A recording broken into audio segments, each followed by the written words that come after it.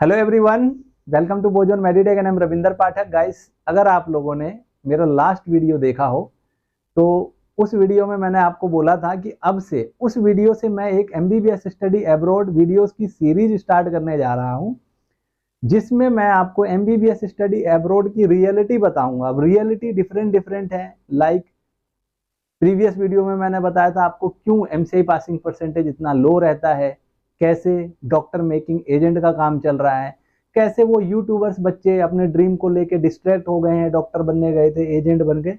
काफ़ी चीज़ें डिटेल में डिस्कस की थी उस वीडियो में। आज के वीडियो में मैं आपको बताऊंगा कि कैसे कंसल्टेंसीज और जो कॉन्ट्रैक्टर हैं जो एडमिशन कराते हैं आपका, वो डिफरेंट डिफरेंट तरीके से आपके साथ ट्रैप करते हैं, आपको फ्रॉड करते हैं और आपके साथ चीटिंग होती है। क्योंकि ये चीज़ें होती हैं तभी आप लोग वरीड रहते हैं कि किस कंसल्टेंट को चूज़ करे, किस कॉलेज को चूज़ करे, किस कंट्री में जाए। बहुत वरीड रहते हैं ना आप लोग। कई कॉल्स आती हैं, सर एडमिशन किस यूनिवर्सिटी में लेना चाहिए, क्या है ये सब चीज़ें, क्या है, सारी चीज़ें आप लोग पूछते हैं। तभी मैंने सोचा कि एक वीडियो की सीरीज लेके आऊं और आपको सारी चीज़ें क्रिस्टल क्लियर एक्सप्लेन करूं और आप पे छोड़ूं कि आप अच्छे से डिसीजन कैसे ले। कोई प्रेशराइज नहीं करना है, कोई आपको प्रेशराइज ना करे एडमिशन के लिए, किसी यूनिवर्सिटी के लिए। बस आपने वीडियो देखना है और मेरी पूरी कोशिश रहेगी ट्रांसपेरेंसी के साथ कि चीजें आपको एक्सप्लेन करूं एज इट इज, जो चल रहा है चारों तरफ, जो आप लोग देख रहे हैं, जो समझने में थोड़ी देर हो रही है, वो आप टाइमली समझ जाए और आपका ड्रीम फुलफिल हो बिना रोड ब्रेक के। तो आज के वीडियो में हम डिस्कस करते हैं कैसे कंसल्टेंसी और कॉन्ट्रैक्टर आपके साथ स्कैम करते हैं।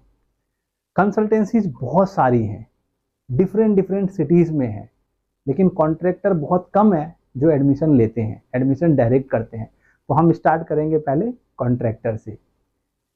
कुछ कॉन्ट्रैक्टर जो डायरेक्ट एडमिशन करते हैं वो आपको बोलेंगे we are the official contractor for this university that university, आप सिर्फ हमसे एडमिशन लीजिए। आपको भी लगता है कि कॉन्ट्रैक्टर है, डायरेक्ट है, सर्विस भी अच्छी देने की बात कर रहा है, बातें भी अच्छी अच्छी कर रहा है, इन्हीं के थ्रू एडमिशन ले लेते हैं। इन बिटवीन वो चार्ज कितना ज़्यादा आपसे कर रहा है, वन टाइम के नाम पे, वन टाइम चार्ज के नाम पे, कंसल्टेंसी चार्ज के नाम पे, आप इसको कई बार इग्नोर कर देते हैं। आपने ये इग्नोर नहीं करना है। कॉन्ट्रैक्टर है तो उनका तो चार्ज भी कम होना चाहिए, क्योंकि बीच में किसी को देना ही नहीं है, किसी कंसल्टेंसी का कोई चार्ज नहीं है। कॉन्ट्रैक्टर है तो काहे का कंसल्टेंसी चार्ज, डायरेक्ट यूनिवर्सिटी से जुड़ा हुआ है तो उनका तो नॉमिनल चार्ज होना चाहिए। ऐसा है, ये आपने चेक करना है। तो ये भी एक तरह का फ्रॉड है जो ये कॉन्ट्रैक्टर करते हैं, जो डायरेक्ट एडमिशन लेने की बात करते हैं। सभी करते हैं या नहीं करते हैं ये आपको खुद से चेक करना पड़ेगा, उनके चार्जेस कंपेयर करके, उनसे बात करके, लेकिन ऐसा होता है। अब ये कॉन्ट्रैक्टर आपको बोलेंगे वी आर द डॉक्टर, जैसे फैंसी बातें बोलेंगे, आपको फैंसी बातें करेंगे, आपका ट्रस्ट फैक्टर जीतने की कोशिश करेंगे कि आपका ट्रस्ट उन पे हो, उनके प्रति आपका फेथ हो और आप ब्लाइंडली ट्रस्ट करके उनको जैसे जैसे वो बोले उनके ट्रैप में फंस जाए। तो ऐसा बिल्कुल नहीं करना, ये बहुत बड़ा ट्रैप है और ये फ्रॉड है एक तरह का। ये कैसे है ये मैं आपको एक्सप्लेन करता हूँ, आपने बिल्कुल अपने दिमाग से सोचना है और मैं गारंटी देता हूँ कि अगर आपने इस चीज़ों को डीपली सोचा ना तो चीज़ें बिल्कुल क्रिस्टल क्लियर हो जाएंगी आपके आगे। कॉन्ट्रैक्टर बोलेगा वी आर द कॉन्ट्रैक्टर, सिर्फ कॉन्ट्रैक्टर से एडमिशन लीजिए। आप उनको वहाँ पे काउंटर सवाल पूछिए कि सभी यूनिवर्सिटी के कॉन्ट्रैक्टर फिर एडमिशन क्यों नहीं लेते हैं, क्यों हर यूनिवर्सिटी में कंसल्टेंसी विजिट करती है, कैसे विजिट करती है, इनको ऑथराइज कौन करता है, कैसे इनके थ्रू फिर एडमिशन हो जाता है। आप कॉन्ट्रैक्टर हैं तो सिर्फ आप ही कराइए ना, इनको कौन ऑथराइज करता है, क्यों इनके थ्रू एडमिशन लेटर निकलता है। हम तो चाहते ही नहीं कि कंसल्टेंसी के थ्रू जाए, हम तो, आप लोग तो चाहते ही हैं डायरेक्ट कि आप यूनिवर्सिटी के थ्रू जाए। फिर यूनिवर्सिटी कॉन्ट्रैक्टर को ऑथराइज कर रहा है तो फिर ये कंसल्टेंसी का काम बीच में कहाँ से आ जाता है। ये समझने की कोशिश कीजिएगा, आपको चीज़ें क्लियर हो जाएंगी। क्योंकि ये जो कॉन्ट्रैक्टर है ना, जो बोलते हैं आप हमारे थ्रू एडमिशन लीजिए, सिर्फ हम ही ऑथराइज हैं, हमारे थ्रू एडमिशन लीजिए, सही है, हर कोई चाहता है, लेकिन सिर्फ हमारे ही थ्रू एडमिशन लीजिए, हम ही ऑथराइज है, ये कहाँ तक सही है ये आपने सोचना है। इनके चार्जेस देख के, इनका ट्रैक रिकॉर्ड देखिए बैक में कि ये भी किसी टाइम पे स्टूडेंट हुआ करते थे, ये भी स्टूडेंट लाइफ से एडमिशन करा रहे हैं। उस टाइम ये जब कॉन्ट्रैक्टर नहीं थे तो इन्होंने किसको बच्चा दिया था, किस कॉन्ट्रैक्टर को इन्होंने बच्चा दिया था, और आज भी जब ये कॉन्ट्रैक्टर हैं तो ये क्या उन सभी यूनिवर्सिटी के कॉन्ट्रैक्टर हैं जहां जहां ये एडमिशन करा रहे हैं? ये चीज देखेंगे आप, चीजें समझ में आ जाएगी कि सबसे बड़ा फ्रॉड तो यही बंदा है भाई। फिर ये बोलेंगे कि हम डॉक्टर हैं, हमें 19 सब्जेक्ट पता है, हम एकेडमिक सपोर्ट देंगे, हम मेंटोर बन के रहेंगे 6 साल तक। बहुत अच्छा है, मैं भी चाहता हूं आप लोग ऐसा करें, और जो बच्चे आप पे ट्रस्ट करके जा रहे हैं उन बच्चों को काफी हेल्प हो। जेन्युइनली मैं चाहता हूं, मेरा स्टैंड बिल्कुल क्लियर है कि बच्चों को हेल्प मिलनी चाहिए, बच्चों का ड्रीम फुलफिल होना चाहिए विदाउट एनी रोड ब्रेक। लेकिन क्या ये आप लोग रोड ब्रेक का काम नहीं करते हैं? आप जो कहते हैं वो कॉन्ट्रैक्टर जो डॉक्टर के थ्रू ही एडमिशन लीजिए, क्योंकि हम डॉक्टर हैं तो हम अच्छे से सपोर्ट करेंगे, बाकियों को तो 19 सब्जेक्ट भी नहीं पता जो नॉन मेडिको है। तो मैं क्या हूँ या कुछ ऐसे कंसल्टेंट क्या है वो मैं एक्सप्लेन तो बाद में करूंगा। मैं सबसे पहले उन कॉन्ट्रैक्टर्स के बारे में आपको बताना चाहूंगा कि इनसे पूछिए कि जब आप स्टडी करने गए थे अब्रॉड तो क्या आपके पेरेंट्स को पता था 19 सब्जेक्ट का? क्या क्लिनिकल होता है, क्या थ्योरी होता है, कब रोटेशनल इंटर्नशिप होती है, इंटर्नशिप के दौरान आप 1 साल 10 महीने किस किस डिपार्टमेंट में कितना टाइम स्पेंड करते हैं, या 19 सब्जेक्ट के अलावा और क्या क्या नॉन मेडिकल सब्जेक्ट पढ़ाए जाते हैं, क्या आपके पेरेंट्स को पता था? या फिर अभी जिन बच्चों को आप कह रहे हैं उन बच्चे को पेरेंट्स, जो उन बच्चे के पेरेंट्स हैं उनको पता है? तो ये पेरेंट्स और बच्चों आपने, मैं तो सिर्फ पहली वीडियो में भी मैंने बोला था समझदार के लिए इशारा काफी, तो मैं सिर्फ इशारा कर रहा हूँ, बाकी आपने खुद से जज करना है कि अगर पेरेंट्स डॉक्टर नहीं है तो क्या उनके बच्चे डॉक्टर नहीं बनते? या फिर जो ये बोल रहे हैं कि हम डॉक्टर हैं तो हम ही सिर्फ डॉक्टर बना सकते हैं, क्या इनके पेरेंट डॉक्टर थे? तो ऐसा नहीं होता है, ये चीज़ें फैंसी बातें हैं, फैंसी बातों में आप मत आइए, ट्रैप में मत फंसिए। ये तो हो गए वो कॉन्ट्रैक्टर जो आपको ये बोल के कि हम कॉन्ट्रैक्टर हैं तो हम ही अच्छे हैं, अच्छे का टैग लेके घूमेंगे, या फिर रीजनेबल चार्ज, या फिर सर्विसेज हम ही दे पाएंगे। ये आपने जज करना है, मुझसे या किसी से कंपेयर नहीं करना है। मैं तो वैसे ही इनसे कंपेयर नहीं करता क्योंकि मुझे तो रियलिटी पता है। क्योंकि लास्ट वीडियो में जब मैंने हिडन एजेंट, स्टूडेंट एजेंट की बात की थी तो बहुत सारे बच्चों को बुरा लगा, अभी आपको बुरा लग सकता है। जिस दिन आपको भी रियलाइज होगा ना तो उस दिन आप भी रिग्रेट करेंगे और सोचेंगे कि किसी ने सही बोला था। क्योंकि ये जो गोल्डन टाइम है ना 6 ईयर का, पढ़ लो, मैं फिर इस वीडियो में थोड़ा रिपीट कर देता हूँ, पढ़ लो, टाइम है। 6 साल के कैसे निकलेगा ये यूट्यूब वीडियोस करते करते पता नहीं लगेगा।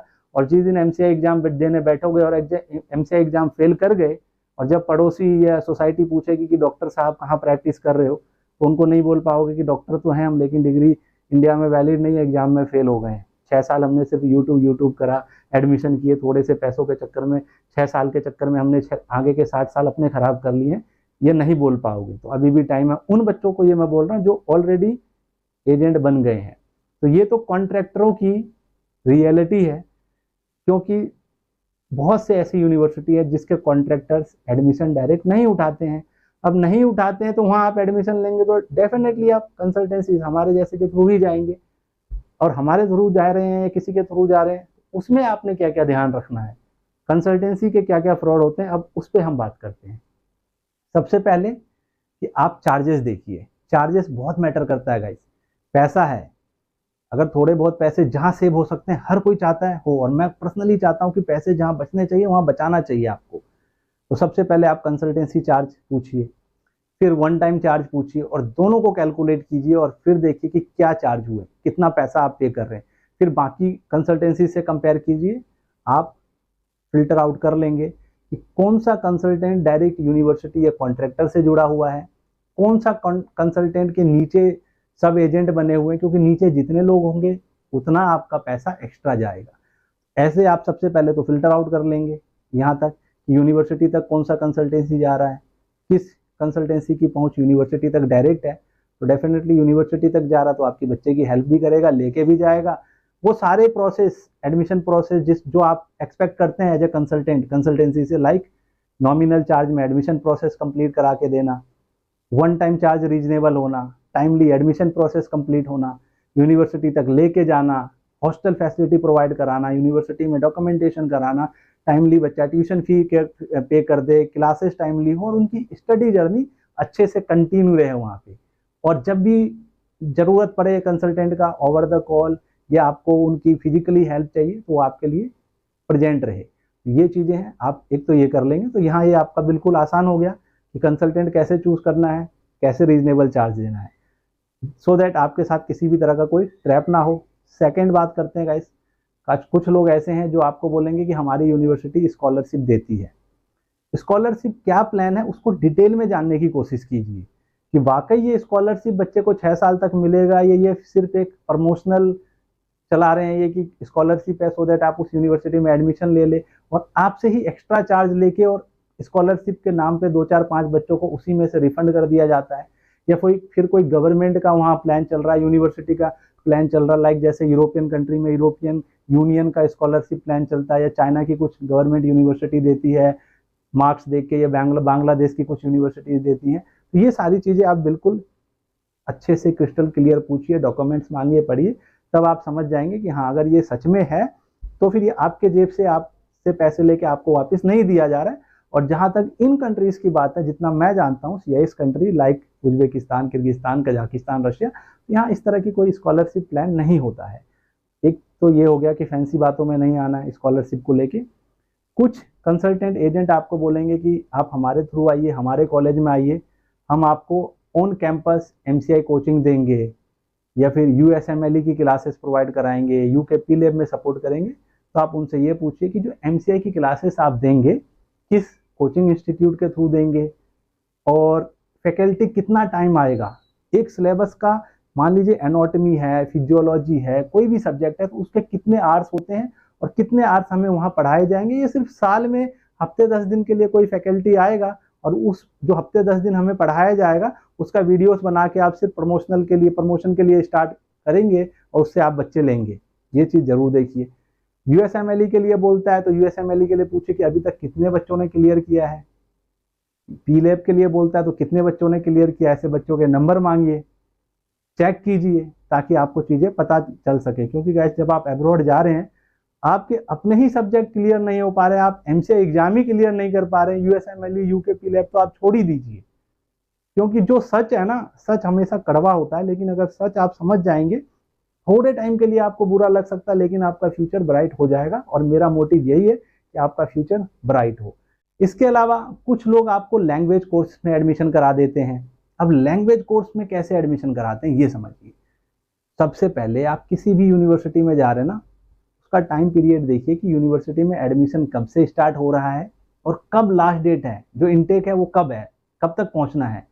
इन बिटवीन आप कोशिश कीजिए कि आपका टाइम से एडमिशन लेटर आ जाए, इनविटेशन लेटर आ जाए। इनविटेशन लेटर पे देखिए क्या लिखा हुआ है, मेडिसिन लिखा हुआ है या लैंग्वेज कोर्स लिखा हुआ है, टाइमली वीजा प्रोसेस हो, और आप टाइमली यूनिवर्सिटी पहुंचिए। कहीं भी लेट होता है तो आप डायरेक्ट स्ट्रिक्टली बात कीजिए कि क्यों लेट हो रहा है, और टाइमली डिसीजन लीजिए, कंसल्टेंसी को चेंज कीजिए, जो भी चीज़ें टाइम के अकॉर्डिंग कर लीजिए। बिटवीन टाइम ड्यूरेशन आप नहीं करेंगे तो लेट हो जाएंगे, तो ज़्यादातर यूनिवर्सिटीज़ का एडमिशन क्लोज हो जाएगा, तो फिर वहाँ दिक्कतें होती हैं ऐसी। तो आप कोशिश कीजिए कि आपका सारा एडमिशन प्रोसेस टाइमली कंप्लीट हो और आप टाइमली यूनिवर्सिटी पहुंच जाए, और ताकि आपका मेडिसिन में ही एडमिशन हो, टाइमली क्लासेस स्टार्ट हो। इन चीज़ों का ध्यान में रखते हुए आप ये जो इस टाइप के स्कैम्स होते हैं ना, इनको डेफिनेटली अवॉइड कर पाएंगे। गाइस तो ये वो स्कैम्स थे जो होते हैं। अब लास्ट स्कैम क्या होता है गाइस, उसकी बात मैं करता हूँ। लास्ट स्कैम है अर्ली रजिस्ट्रेशन का। काफ़ी बच्चे मुझसे पूछते हैं कॉल करके कि सर इस यूनिवर्सिटी की सीट फुल हो रही है, कब रजिस्ट्रेशन कराना चाहिए। कमेंट के थ्रू भी आप लोग पूछते हैं। पेरेंट्स बच्चे दोनों पैनिक रहते हैं इस बात को लेके, अगर उनको अब्रॉड जाना है तो सीट फुल ना हो जाए। देखिए गाइस, सिंपल है, जब तक नीट का एग्ज़ाम नहीं हो जाता, रिजल्ट तक मैं ये कह सकता हूँ कि किसी भी यूनिवर्सिटी की सीट फुल तो नहीं होती है। इंट्रेंस एग्ज़ाम भी होता है उसके बाद, सितंबर में आप लोग जाएंगे, बहुत टाइम है, इतनी जल्दी भी नहीं है। तो पैनिक ना हो अगर आपको कोई बोलता है कि रजिस्ट्रेशन करा लीजिए अदरवाइज सीट फुल हो जाएगी, 5,000 10,000 रुपये मांग रहा है। अगर आप अपने खुशी से कराना चाहते हैं, आप हमें कॉल करते हैं, किसी को कॉल करके करते हैं कि नहीं रजिस्ट्रेशन करा दीजिए, तो फिर कराना ठीक है। लेकिन मैं आपको अगर ये बोलूँ या कोई ये बोले कि अभी करा लीजिए अदरवाइज सीट फुल हो जाएगी, तो नहीं। हाँ, एडमिशन लेटर निकलने स्टार्ट हो गए और आपको अपने एज यू विश की आप जाना चाहते हैं तो आप कराइए, टाइमली कराइए। मैं तो कहता हूँ टाइम से चीज़ें हो तो अच्छा है, लेकिन प्रेशर में आके चीज़ें हो तो अच्छा नहीं है। मैं ये भी कहता हूँ पैनिक आके कोई वर्क करना बिल्कुल अच्छा नहीं है। तो ऐसे लोगों से भी आपको बचने की ज़रूरत है जो आपको डरा के पैनिक करके आपसे रजिस्ट्रेशन चार्ज 5-10 हज़ार ले लेते हैं, क्योंकि इनका मोटिव होता है एडमिशन आए ना आए, 100-200 बच्चे से 5-5, 10-10 हज़ार भी ले लिया तो आप देख सकते हैं कितना बड़ा अमाउंट ये ले लेते हैं आपसे, चाहे बच्चा एडमिशन ले चाहे ना ले।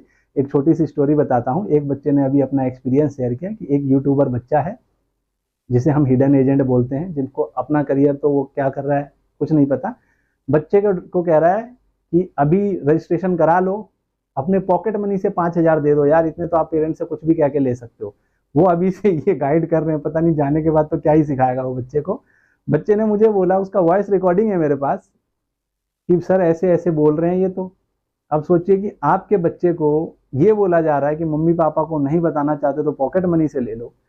यही समझिए, ऐसे ही इनके ना माइंड में कैसे चीजें भरी जाती है, कैसे इनको एजेंट बनाया जाता है। ये डॉक्टर मेकिंग एजेंट का जो काम है ना, जो so called we are doctor, we are contractor, और ये जो स्टूडेंट को एजेंट बना रहे हैं ना, इनके तो बिल्कुल मैं अगेंस्ट हूँ। चाहे इनको बुरा लगे या अच्छा लगे, मैं नहीं चाहता सच में कि कोई भी बच्चा गलत रास्ते पे जाए।